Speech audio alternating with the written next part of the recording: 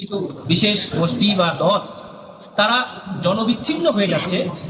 তারা যখন জনগণের কাছে কোনো প্রশ্রয় পাচ্ছে না এবং আমার আকাশচুম্বী জনপ্রিয়তা দেখে সেখানে প্রার্থী চেঞ্জ করেছে, কিন্তু এরপরও ক্ষান্ত হয় নাই। আমাদের যে ওভারঅল যে অ্যাক্টিভিটিস জামায়াত ইসলামী 2024-এর পর থেকে আপনাদের কাছে আমরা এসেছি, আপনারা দেখেছেন, were very loud and clear যে আমরা অসৎ পথে কোনো আশ্রয় নিই না, অ্যান্ড স্টিল আমরা এটার উপরে আছি এবং ভবিষ্যতে সেটা আমরা বাস্তবায়ন করব ইনশাআল্লাহ। এবং এই দেশকে বিনির্মাণের যে স্বপ্ন সেটা আমরা বাস্তবায়ন করে যাচ্ছি। সে আমি ডাক্তার এস এম খালেদুজ্জামান, আমি বিএমডিসি রিকগনাইজড একজন ডাক্তার, কিন্তু আনফর্চুনেটলি আপনাদের মাধ্যমে মিডিয়াতে কিছু কিছু ক্ষেত্রে এমনভাবে উপস্থাপিত হয়েছে যে আমি একজন ভুয়া ডাক্তার। এটা খুবই দুঃখজনক। আপনারা দেখেছেন যে কিছুদিন আগে এই যে সুরভির একটা আদেশ হলো, সেই আদেশ আবার 3 ঘন্টার মধ্যে চেঞ্জ হয়ে গেল। সাকসু নির্বাচন আদালতের ঘাড়ে দিয়ে এটাকে নিষেধ করা।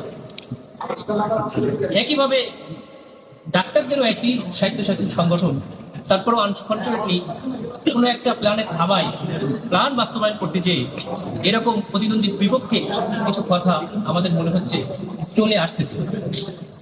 আমরা অত্যন্ত দুঃখ প্রাক্রান্ত হৃদয়ে আমরা অবজার্ভ করছি, আমরা হারিয়ে যাই নাই, আমরা দেখছি, আমরা এটার উত্তর দেব এবং এই উত্তর দেওয়ার মাধ্যমে সত্য আপনারা জানবেন এবং আরো অনেক সত্য বের হয়ে আসবে ইনশাআল্লাহ। সাংবাদিক এবং শিক্ষক যদি তাদের নৈতিকতা কোনো দলের কাছে বন্ধকি রেখে ময়দানে আসে, তাহলে সেইখানে কিন্তু স্বৈরাচার আবার জন্ম নেবে। আরে ভাই, আমরা সবাই মিলে দেশটাকে গড়ার চেষ্টা করতেছি, আপনি আমি না খেয়ে থাকবো, না ঘাস পাতা খেয়ে থাকবো, তারপর নিজের নৈতিকতাকে বিক্রি করবো না, এই প্রতিকার করেন আপনারা। আপনারা একটা আসলে আগে আমার শুনতে হবে যে এটা সঠিক কিনা, এটা জানতে হবে। আমার পেজ আছে, সেখানে হাজার হাজার মানুষ করতেছে, 20টা দেশের মানুষ আমার কাছে ট্রিটমেন্ট নিতে আসে। আমি তো একদিনের ডাক্তার না, আমি এবার কাজ করছি, যেখানে জয়েন্ট কমিশন ইন্টারন্যাশনাল তারা আমার সিভি সবসময় 3 বছর অন্তত ভেরিফাই করছে।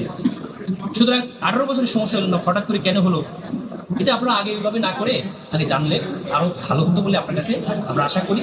এবং আমি সত্যিই দুঃখ পেয়েছি এবং ভবিষ্যতে আপনারা সাংবাদিকতার ক্ষেত্রে আরো দায়িত্বশীল ভূমিকা না নিলে এই দেশটা আসলে একটা বিশৃঙ্খলার দিকে চলে যাবে, সেরকমই পদ্ধতি আমরা শুনতে পাচ্ছি।